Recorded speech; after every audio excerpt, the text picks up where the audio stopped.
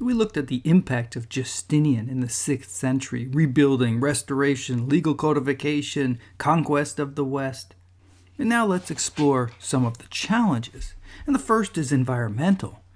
The year 536 witnessed multiple massive volcanic explosions that sent so much sediment into the air that it disrupted sunlight. And sources from Japan to Western Europe to the archaeological evidence from the Americas speak of a year without sun, a prolonged period of winter, which of course would have a negative impact on agricultural production, and the dominoes would fall from there. This would affect food supply, public health, size of the population. This would affect taxation, military recruitment, and so forth. And we see this across the board. So something was happening, and it would have a direct impact here in our course on the 6th century and the reign of Justinian in this greater Mediterranean world. And this was then followed by the arrival of the bubonic plague along trade routes, moving from the Red Sea into the Mediterranean to Constantinople, and from there beyond. And you see it spreads in the 540s. So we have this environmental disaster in the 530s, and then plague arriving here in the 540s. And so the population was already weakened by the first crisis, would then struggle even more to deal with the second. And the more densely populated the location, like these cities in the Roman Empire of the East, the greater the impact. And we see this on Alexandria and Antioch, and especially Constantinople, all of which were greatly affected. And even Justinian himself got the plague, but he was one of the lucky ones who survived it. So densely populated cities and those along the trade routes were susceptible to the impact now of the plague. Now Justinian was dealt another blow in 548 when his imperial partner, his wife Theodora, died, and it looks like she died of cancer. And Justinian never remarried. The pair had no children, and so the competition for who would be his heir would then begin in earnest. Now, adding to all of these challenges, Shah Khusro restarted war in the east. And this is while war was continuing in the west. And new Gothic leadership in the west prolonged the war with much stronger Gothic resistance in the 540s. So the war drags on in Italy for another decade, while the emperor had to deal with the challenges of post-plague military recruitment, fighting a multi-front war. So this was particularly challenging for Justinian, and you can see the consequences in Italy, where the economy was devastated by war. And the city of Rome itself changes hands 5 times in the course of the conflict, and the population diminished down to some 30,000 people. Remember back to week 1 and the era of Augustus, when the city was 1 million people. So we have 30,000 now in Rome, and we can contrast that with Constantinople of Justinian, which was closer to 500,000 people. And we have an account of the wars of Justinian thanks to a contemporary of Justinian. This is the author Procopius, who was the secretary of General Belisarius, who was on the scene, and he recounts events of the wars and the conquests of Justinian. And about Procopius, I'll say more about shortly. So in the end, Justinian was able to achieve success in both East and West, but at great cost.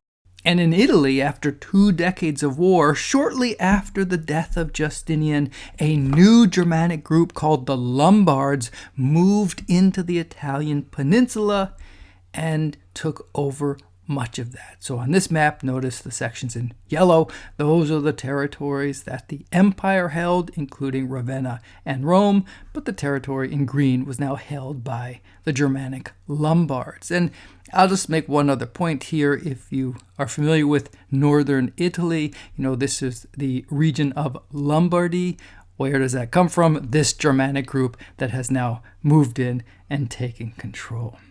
Now let me add one important note of transformation here. When Justinian's Roman Empire liberated Italy from the Goths, and again that's how Justinian understood what he was doing, liberating Italy, he now made Italy just another province in the Roman Empire.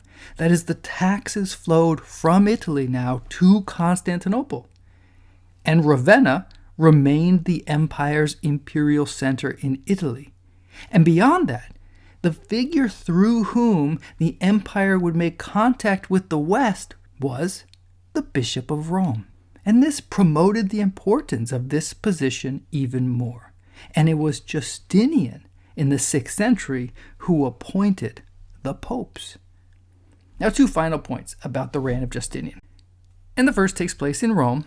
There's a papal secretary named Dionysius Exiguus, and he's from the East. He's a monk, and he invents a new dating system.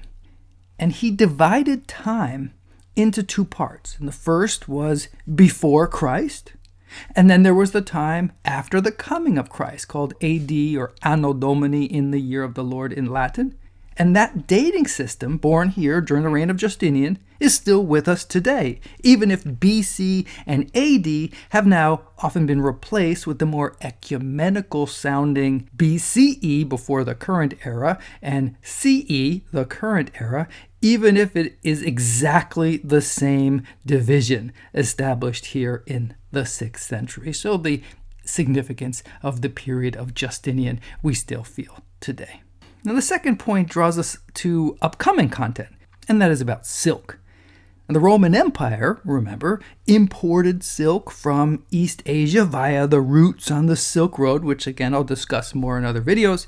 But during Justinian's reign, monks were able to bring silkworms to Justinian's empire, and this began the Byzantine silk industry, which would become a marker of Byzantine civilization in the centuries to come.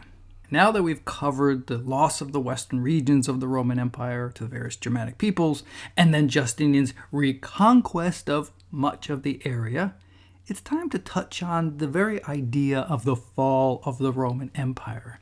What fell, when, and how did it come about? That is, why did it happen?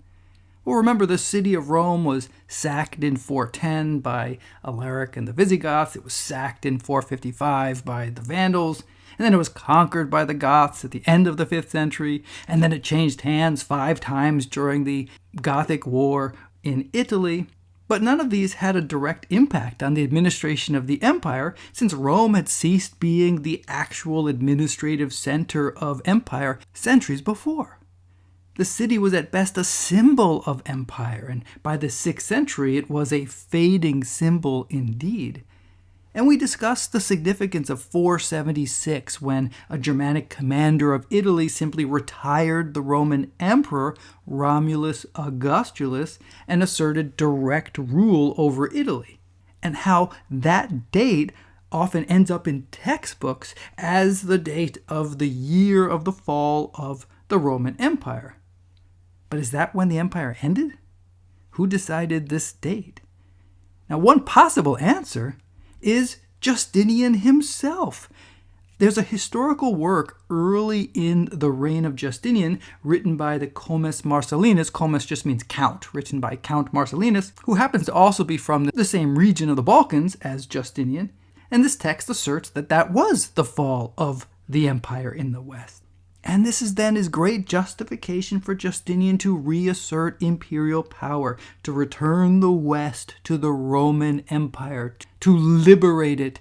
The Chronicle of Marcellinus is very interesting because it's a continuation of Eusebius. And remember, Eusebius is a church historian who merges ultimately imperial and Christian history together, seeing these 2 strands coming together during the reign of Constantine, and then we have this imperial Christianity and this vision of empire and church together. And here the Chronicle of Marcellinus just continues that vision now, continuing it after where Eusebius left off and bringing this up to the reign of Justinian. Now we have another vision of history also from the era of Justinian, and this is by Procopius, who I mentioned before. Procopius, writing in Greek, he's a very learned individual. He had been trained in law, became a secretary under General Belisarius, and was an eyewitness to many of the great events of his day, to Belisarius's victories in the east, his conquest of the Vandals, his war in Italy. He also observed, for example, the arrival of the plague in Constantinople, among many other events. It's quite remarkable. We have this eyewitness that he's so struck by the significance of these events in his day. But this text is very different than Marcellinus. He's not following the tradition of Eusebius. Procopius is following the tradition of classical history as established by Thucydides in the 5th century BC. Or BCE. And the language he uses is very much like Thucydides. Thucydides never discusses the church or Christianity because it didn't exist. So Procopius typically avoids such discussion, and he focuses it on the same type of content that Eusebius would have done, and that would be politics and war primarily.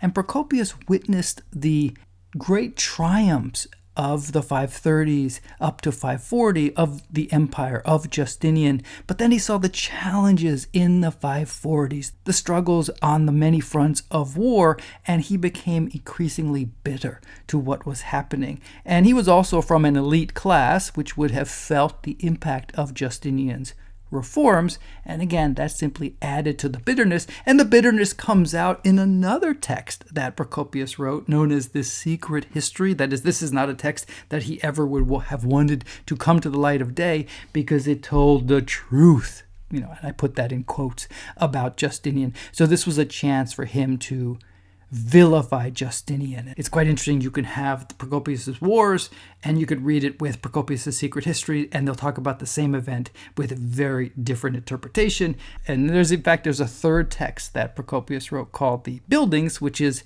entirely a work of praise of the wonderful buildings built by the Emperor Justinian. So one historian, 3 different perspectives on the reign of Justinian.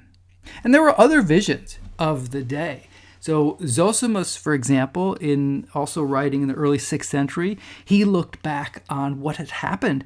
And Zosimus is not a Christian. He is a pagan. And when he looks at the loss of the West, in his view, the key was that the empire rejected its pagan gods. And those pagan gods had supported the empire, and when they rejected it, this explains the fall of the empire.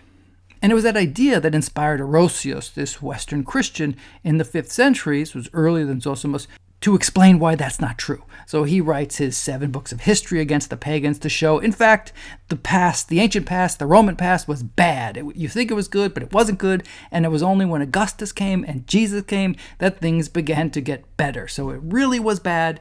And now, in fact, it's better, even if it doesn't seem like it. Now, Orosius had actually written to St. Augustine, to Bishop Augustine of Hippo, asking if he could help with this, if he could write something about this. And Augustine eventually did. It just took him more than a decade to finish this work called The City of God. And Augustine explains that the Roman Empire was an example of a city or kingdom rooted in the value of domination and love of glory. And in those metrics, it excelled. But this is much different than the city of God, whose value is in the love of God. And so the earthly city does the will of the self. And so those who are citizens of the earthly city pursue the will of the self in contrast to God, while those who are citizens of the city of God do the will of God even against the interest of the self. And in Augustine's vision, Rome was this great dominator, and it did so and it pursued glory and achieved glory, all of which are earthly rewards. But the city of God has room for Romans and Goths and Berbers and all the other peoples of the world. And this view ran counter to those who viewed the world through, let's say, a nationalistic vision of how order works or justice works in the world. Augustine undermines that. In this work, The City of God is the most remarkable summation of the thought of classical antiquity. Only an extraordinarily learned mind could offer an erudite inquiry on the Roman past, which he does, and on classical thought, which he does, and he weaves them together, ultimately to refute them and to show the truth of Christianity. He draws on it all, going all the way back to Romulus and Remus, who founded that quintessential earthly city, which had a vision for the world that was limited, one bent on domination, not true justice, which is at the heart of the city of God and for those who are citizens of it. Yet, we live in this world where we have those whose citizenship is in heaven, and then we have those whose citizenship is in Rome, and everyone is mixed together, and in fact, everyone is also bound to the earthly realm as well. You have to obey the laws. And it's not a clear separation. That is, the church itself has citizens of both in the city, and the city has citizens of both. And the emperor could promote the truth, could pass laws that support Christianity or Christian morality, but there's no empire that's synonymous with the city of God. And in that, this is a very different vision from Eusebius and Justinian.